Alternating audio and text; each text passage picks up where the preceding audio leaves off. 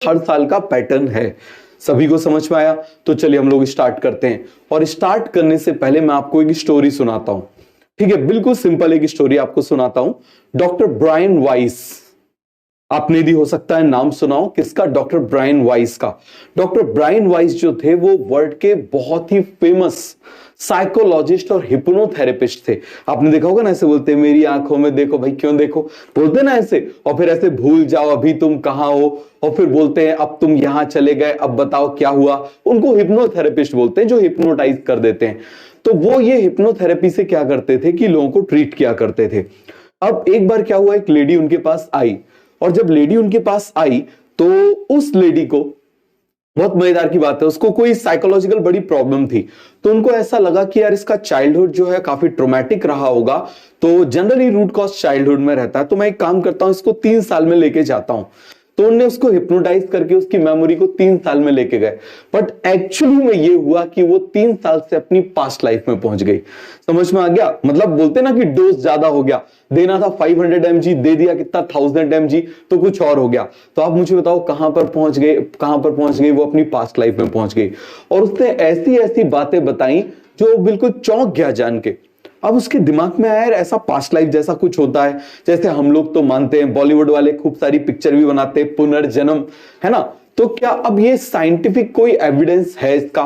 तो अब इसके लिए उन्होंने क्या किया, डॉक्टर ब्रायन वाइस ने 5000 लोगों के ऊपर ये एक्सपेरिमेंट किया। कितने लोगों के ऊपर एक्सपेरिमेंट किया? 5000 लोगों के ऊपर उन्होंने ये एक्सपेरिमेंट किया कि उनको पास्ट लाइफ में ले जाया करते थे। इवन उसके बाद में वो जस्ट इससे पहले वाली लाइफ, उसके बाद इससे पहले वाली लाइफ, फिर उसके बाद इससे पहले वाली लाइफ में जो है वो ले जाया करते थे। ठीक है, अब एक बार वो कर रहे थे, एक बार वो ऐसे कर रहे थे सिंपल, और उनकी उस स्टडी ने उनका दिमाग बिल्कुल बदल दिया। क्या हुआ उसमें कि एक पर्सन था, उससे पूछा कि अभी आप क्या हो? तो उसने बोला आप कहां पैदा हुए हो, इस तरीके से पूछते हैं आप कौन हो? तो उस पर्सन ने बताया कि अभी मैं क्रिश्चियन हूं। समझना जरा इस बात को, क्या बताया उसने? अभी मैं क्रिश्चियन हूं। उसने पूरा नाम बताया, और उसने बताया कि मैंने पूरी अपनी लाइफ में I hated Muslim so much, मैं मुस्लिम्स को बहुत ज्यादा हेट करता हूं, नफरत करता हूं। ठीक है, अब उसको बोला कि ठीक है अब नेक्स्ट उसके बाद वाली लाइफ में आओ। जब बाद वाली लाइफ में देखा तो पता चला कि उस लाइफ में वो मुस्लिम है। ठीक है, बिल्कुल चौंक गए वो इस स्टडी से। अब उसके बाद उन्होंने बोला कि अब आप बताइए कौन है? बताया कि मैं इस कंट्री में हूं, मुस्लिम हूं, और मैं सबसे ज्यादा जो हेट करता हूं ज्यूस से हेट करता हूं। किससे हेट करता हूं? यूस। ये मैं आपको एक्सपेरिमेंटल डेटा बता रहा हूं, ये कोई फ्रेगमेंटेड डेटा नहीं है, ये एक्सपेरिमेंटल डेटा है। समझ में आ गया? तो अब आप मुझे बताइए जरा। उसने बोला मैं ज्यूस से बहुत ज्यादा नफरत करता हूं। फिर अब उसको नेक्स्ट लाइफ में लेके गए, बोले अब आप क्या हो? बोले अब मैं ज्यूस हूं। तो बोले ये क्या चल रहा है, ये कुछ समझ में नहीं आया, ये अजीब सा क्या हो रहा है? तो अब उन्होंने ये एक्सपेरिमेंट कई सारे लोगों के ऊपर कर डाला, कई सारे लोगों के ऊपर कर डाला, और उनको एक बात समझ में आई, बहुत अच्छे से समझना। फर्स्ट लाइफ में, मतलब यहां से जो थर्ड वाली जो हमने लाइफ बोली थी ना, इसके पहले फर्स्ट, सेकंड और जो थर्ड थी, तो उसमें आप मुझे बताओ, क्रिश्चियन था, हेट करता था मुस्लिम से, तो उसका बर्थ हुआ मुस्लिम में। उसके बाद आप मुझे बताओ, मुस्लिम बना, हेट करता था ज्यूस से, तो उसका बर्थ किस में हुआ? ज्यूस में हुआ।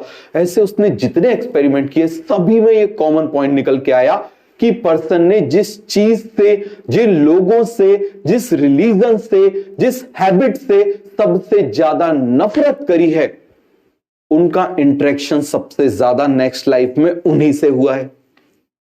और इसके लिए डॉक्टर ब्रायन ने एक बड़ी जोरदार बुक भी लिखी है, कभी आपको मौका मिले तो आप जरूर पढ़ना, many life many masters. Many life many masters.